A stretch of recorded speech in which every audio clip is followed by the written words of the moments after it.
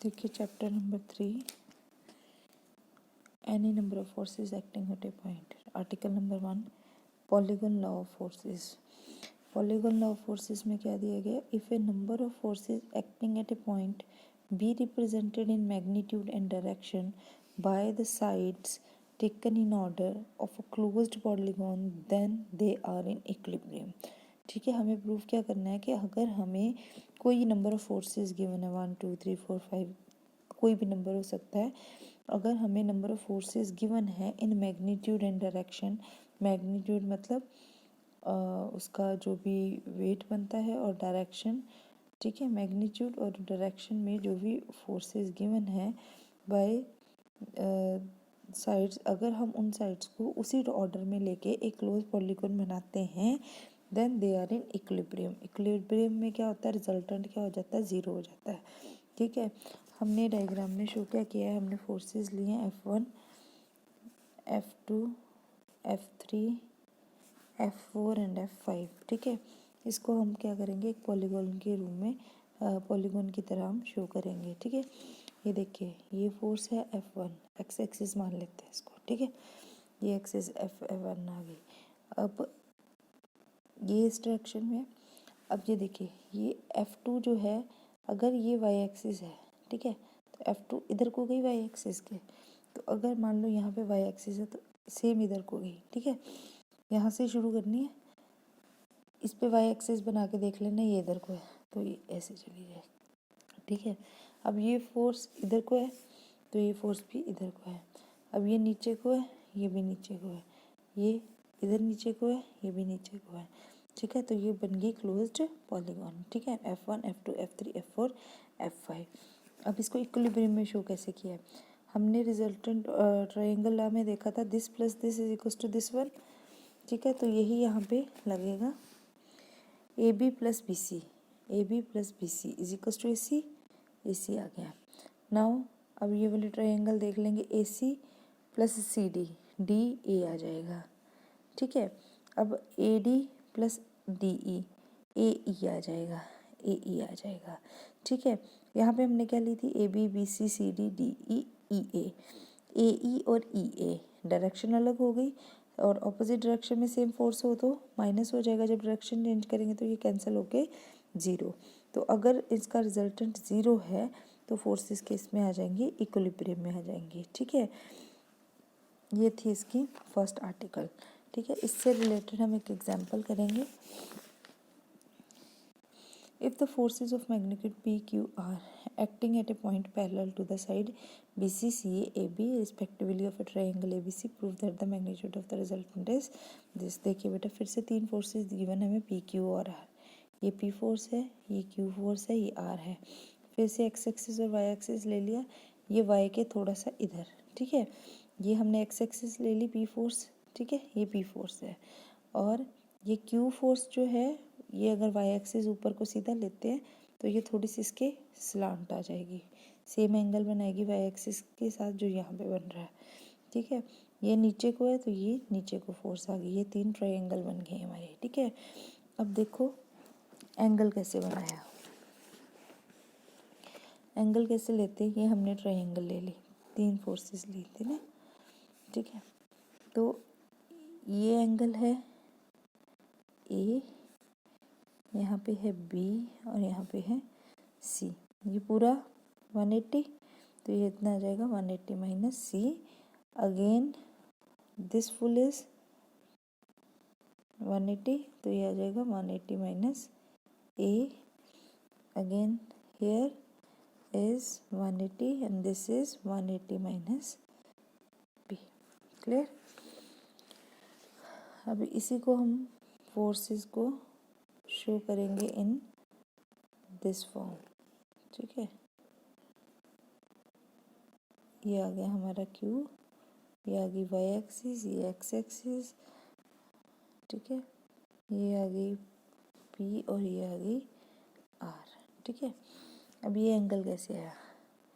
ये कौन सी फोर्स है? P, ये कौन सी फोर्स है? Q, ये कौन सी फोर्स है? R। R फोर्स और P फोर्स के बीच में कौन सा एंगल है? 180 माइनस B। आर और पी के बीच में कौन सा आ गया 180 माइनस बी। ठीक है, ये कौन सी फोर्स है पी और ये क्यू, पी और क्यू के बीच में कौन सा है 180 माइनस सी। ठीक है, और ये कौन सी फोर्स है ए क्यू एंड आर, आर और क्यू के बीच में कौन सा एंगल आ गया 180 माइनस ए। ठीक है, तो यहीं से आपको क्लियर हो गया ये एंगल्स हमने कैसे लिए। ठीक है, अब हमने क्या करना है बेटा, रिजल्टेंट को निकालना है, इसको रिजॉल्व करना है अलॉन्ग एक्स एक्सिस, रिजॉल्व करना है अलॉन्ग वाई एक्सिस। बड़ा इजी होता है रिजॉल्व करना। रिजॉल्व हम कैसे करते हैं, देखो अगर हम इसको एज अ ट्राइंगल देखते हैं, ठीक है, ये हम रिजॉल्व कर रहे हैं। अगर इसको हम as a right angle triangle देखते हैं तो ये क्या है बेस। अगर हम पी को ले रहे हैं, पी फोर्स को ले रहे हैं, तो इसका एंगल क्या बनेगा पी कॉस थीटा, यही होता है ना। ठीक है, ये फोर्स किसके इक्वल आ जाएगी पी कॉस थीटा। ठीक है, बेस वो हम करते हैं ना cos theta is equals to base into over hypotenuse is equals to cos theta. ठीक है, तो ये हाइपोटेन्यूज इधर मल्टीप्लाई हो जाएगा, ये बेस किसके इक्वल आ जाएगा हमारा P into cos theta, this force into cos theta. ठीक है, अब ये along X axis P along X axis ही है, तो ये एक्स एक्सिस के साथ कौन सा एंगल बना रही है, जो ये मैं थीटा ले रही थी, तो ये एक्स एक्सिस के साथ पी क्या बना रही है ज़ीरो एंगल बना रही है। तो यहाँ पे क्या आ जाएगा कॉस थीटा की जगह cos zero, P into cos zero. ठीक है, कॉस ज़ीरो। नेक्स्ट हमने जो क्यू फोर्स लेनी है वो एक्स एक्सिस के साथ पाई माइनस सी एंगल बना रही है। आर जो है वो एक्स एक्सिस के साथ कौन सा एंगल बना रही है, देखो आर जो है वो एक्स एक्सिस के साथ कौन सा एंगल बना रही है, ये आएगा ना, यहाँ से नहीं हम देखेंगे, ये एंगल बन रहा है टोटल। तो 180 माइनस ए 180 माइनस सी, तो टोटल कितना बन गया 2 पाई माइनस ए माइनस सी। तो ये माइनस कॉमन निकल गया तो ए प्लस सी, 2 पाई माइनस सी प्लस ए लिख लो या प्लस सी लिख लो डजेंट मैटर। ठीक है, तो ये हमने ले लिया। तो हमें पता है कॉस 360 माइनस थीटा, क्योंकि फोर्थ क्वाड्रेंट में रहता है, को फोर्थ क्वाड्रेंट में कॉस थीटा क्या होता है पॉजिटिव होता है, तो ये पॉजिटिव सी प्लस ए ही आ जाएगा। इसी तरह cos theta 90 minus theta third quadrant में क्या होता है नेगेटिव होता है, सेकंड क्वाड्रेंट में सॉरी कॉस नेगेटिव होता है, तो ये नेगेटिव आ जाएगा।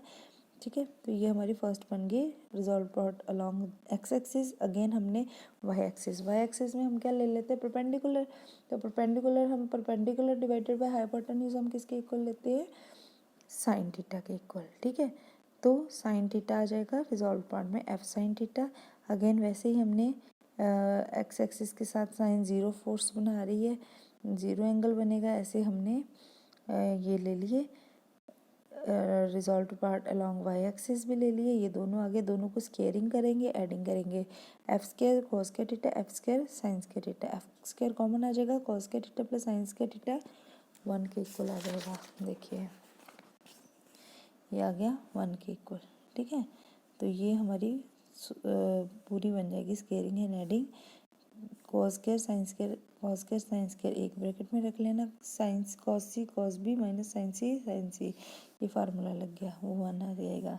ठीक है, अब हमें पता ए प्लस बी प्लस सी किसके इक्वल होता है 180 के, तो सी प्लस बी किसके इक्वल आ जाएगा 180 माइनस ए के। ठीक है, ये देखिए ए प्लस बी प्लस सी तीनों एंगल का सम 180। ठीक है, तो अब हमने क्या करना था सी प्लस ए किसके इक्वल आ जाएगा 180 माइनस बी के, ये यहाँ पे किया 180 सॉरी सी प्लस बी था, तो यहाँ पे ए हो जाएगा। ठीक है, तो 180 माइनस ए आ जाएगा, कॉस 90 डिग्री फिर नेगेटिव हो जाएगा पॉजिटिव से। ठीक है, तो सेकेंड क्वाड्रेंट में कॉस क्या होता है नेगेटिव होता है, तो ये हमारी एफ की वैल्यू जो हमें रिक्वायर्ड थी वो आ